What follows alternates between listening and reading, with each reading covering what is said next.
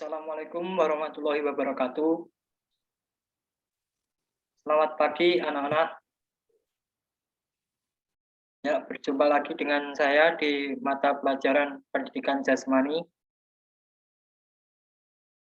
Di pertemuan kali ini kita akan membahas materi tentang pukulan dan tangkisan dalam pencaksilat.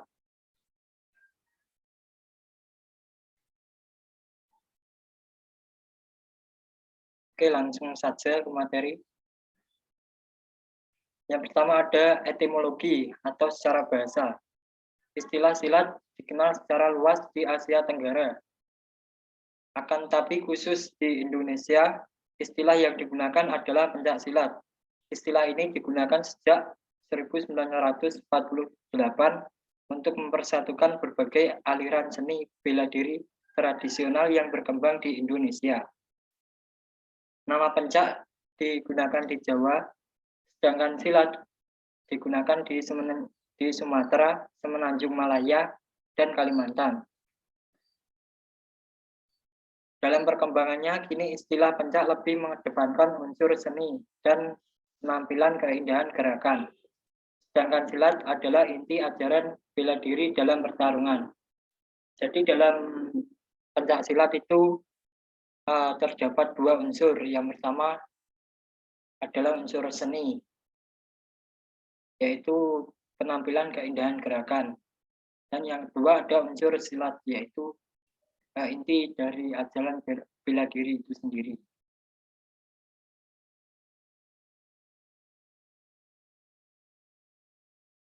Selanjutnya pengertian pencak silat. Pencak silat adalah suatu metode bela diri yang diciptakan untuk mempertahankan diri dari bahaya yang dapat mengancam keselamatan dan kelangsungan hidup. Dalam Kamus Besar Bahasa Indonesia, pencak silat diartikan sebagai permainan atau keahlian dalam mempertahankan diri dengan kepandaian menangkis, menyerang, dan membela diri dengan atau tanpa senjata. Ada juga yang mengatakan bahwa pencak silat adalah gerak bela diri tingkat tinggi yang disertai dengan perasaan sehingga penguasaan gerak efektif dan terkendali.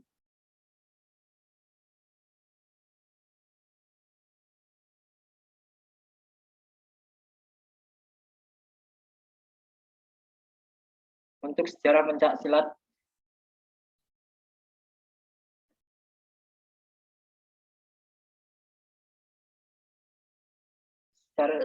sejarah pencak silat di Indonesia sudah sangat lama, namun baru kelihatan dengan sangat jelas ketika berdirinya organisasi pencak silat atau IPSI. Sejak saat itu, nama pencak silat resmi digunakan.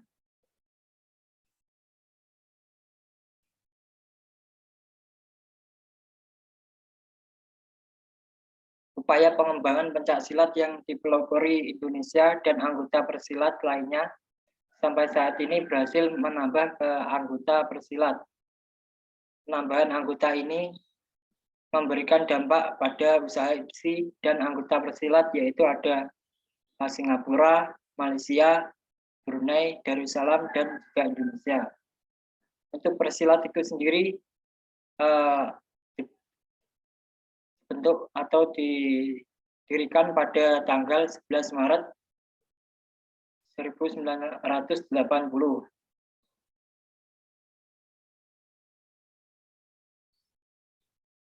Penambahan anggota ini memberikan dampak pada usaha IPSI dan anggota persilat lainnya untuk memasukkan pencak silat ke multi event di tingkat Asia, yaitu Asian Games yang pada waktu kemarin.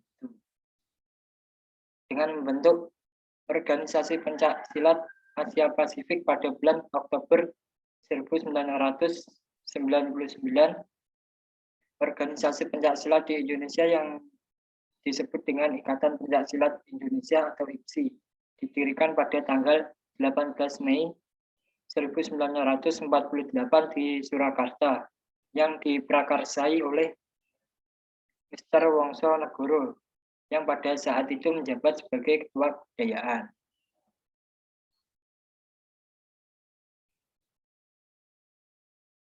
Oke, jadi dalam pencak silat itu terdapat beberapa teknik, antara lain ada pukulan, tangkisan, tendangan, bantingan, guntingan, dan lain-lain. Tapi dalam pertemuan kali ini, saya akan membahas materi pukulan dan tangkisan saja. Yang pertama ada pukulan dalam pencak silat. Dalam olahraga pencak silat disebutkan bahwa yang dimaksud dengan pukulan adalah berbagai macam teknik serangan yang dilakukan dengan mempergunakan tangan kosong sebagai komponennya. Pada prinsipnya, segala teknik pukulan yang terdapat dalam pencak silat dalam bentuk apapun boleh dipergunakan untuk menyerang bagian-bagian tubuh lawan yang disahkan untuk diserang dalam upaya memperoleh angka atau poin. Dari sekian banyak teknik pukulan yang terdapat dalam pencak silat, dalam pelaksanaannya tidak semuanya dapat digunakan dengan pertimbangan efisiensi dan efektivitas serta keselamatan pesilat. Dalam pertandingan olahraga pencak silat, teknik pukulan yang sering digunakan adalah pukulan depan atau lurus, pukulan sangkal atau bandul, pukulan melingkar, dan pukulan tegak.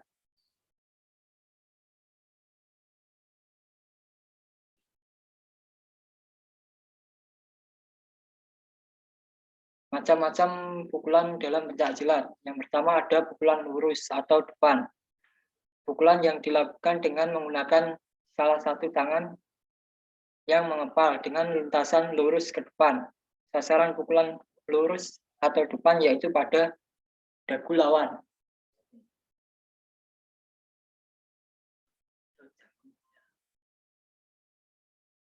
Yang kedua, pukulan sangkal atau bandul. Pukulan yang dilakukan dengan mengayunkan tangan dari arah bawah ke atas dalam posisi mengepal. Sasaran pukulan bandul adalah bagian ulu hati atau dagu lawan. Kalau tadi pukulan lurus itu dada, maaf ya. Yang pertama tadi pukulan lurus sasarannya dada, bukan dagu. Untuk sangkal atau bandul itu sasarannya baru dagu.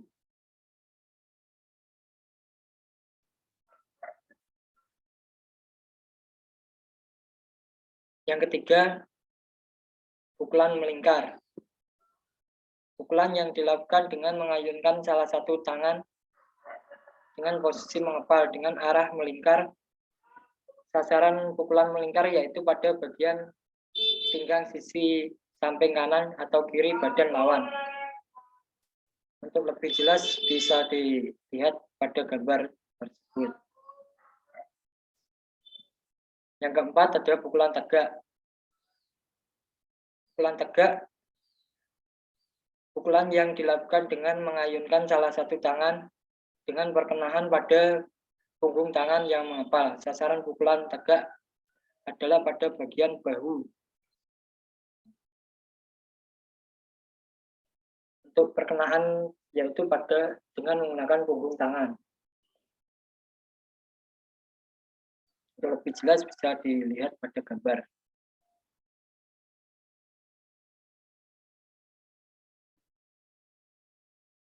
Teknik yang kedua yaitu tangkisan. Tangkisan dalam pencak silat. Dalam olahraga pencak silat disebutkan bahwa yang dimaksud dengan tangkisan adalah gerak belaan dengan cara menahan serangan lawan menggunakan satu atau dua tangan, kemudian membelokkannya. Membelokkan serangan lawan. Tangkisan ini memiliki tujuan langsung seperti mengalihkan serangan dan lintasan, membendung atau juga menahan serangan lawan.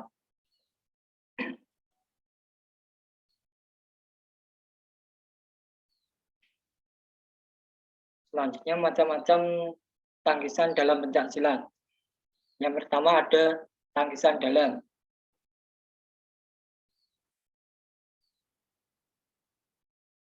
Tangkisan ini dilakukan dengan dilakukan untuk menahan serangan yang berasal dari depan. Cara melakukannya, posisi kuda-kuda tengah, di gambar. Kedua tangan mengepal di pinggang, tarik salah satu tangan dari depan keluar, dari luar ke dalam, sehingga posisi tangan sejajar dengan bahu. Untuk lebih jelasnya bisa dilihat pada gambar. Yang kedua, tangkisan luar. Tangkisan ini dilakukan untuk menahan serangan yang berasal dari sisi kanan atau kiri badan.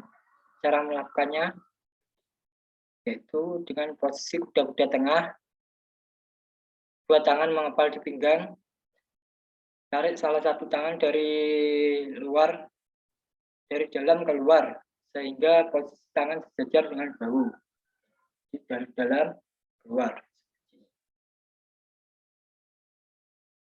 Untuk lebih jelasnya bisa dilihat pada gambar. Ini ya.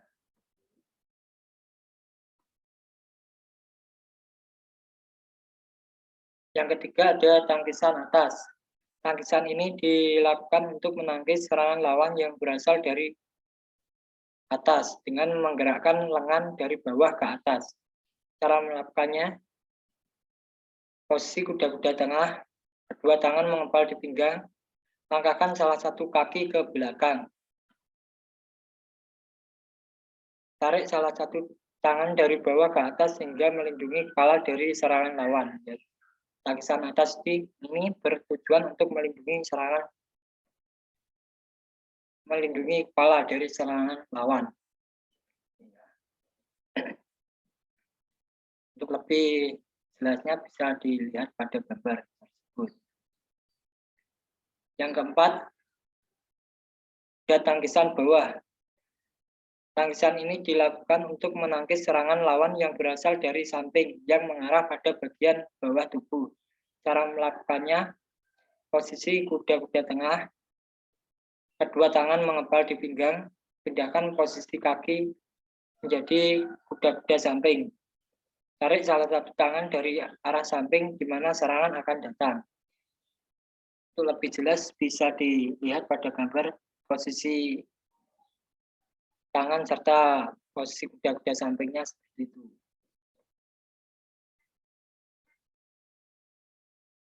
Oke, saya rasa cukup untuk materi kali ini. Mungkin ada yang kurang paham atau kurang jelas bisa ditanyakan. Saya Pak mau tanya. Ya, silakan Mas Rendra. Mau tanya ketentuan penilaian dalam pertandingan pencak silat itu gimana? Oh, ketentuan penilaian dalam pencak silat. Dalam pertandingan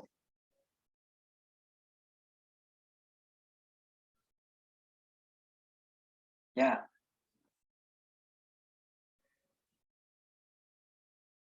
Untuk ketentuan penilaian dalam pertandingan pencak silat, poin 1 itu didapatkan dari serangan pukulan.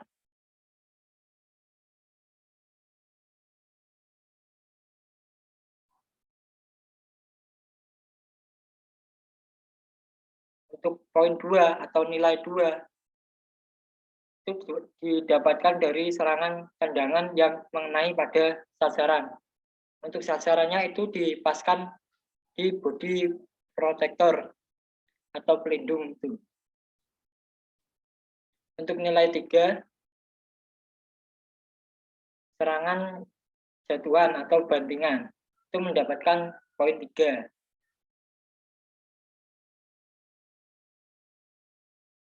Untuk nilai 1 plus 2 yaitu hindaran yang diikuti dengan tendangan. Sedangkan untuk nilai 1 plus 3 atau 4 untuk hindaran yang diikuti dengan jatuhan atau bantingan. Jadi seperti itu untuk penilaian dalam pertandingan pencak silat. Bagaimana Mas Rendra? Iya Pak, terima kasih. Nah, Bagaimana yang lain? Apakah ada pertanyaan atau cukup? Oke, saya rasa cukup untuk pertemuan kali ini. Untuk filenya nanti akan saya kirim ke ketua kelas. Di situ ada tugas, silakan dikerjakan dengan baik. Untuk pertemuan selanjutnya, berhubung ini masih masa pandemi, kita tetap pakai Zoom ya, dengan melanjutkan materi yaitu tendangan dan bantingan. Saya rasa cukup untuk pertemuan kali ini. Bila ada salah dalam bertutur kata, saya mohon maaf. Sekian. Wassalamualaikum warahmatullahi wabarakatuh. Waalaikumsalam warahmatullahi wabarakatuh.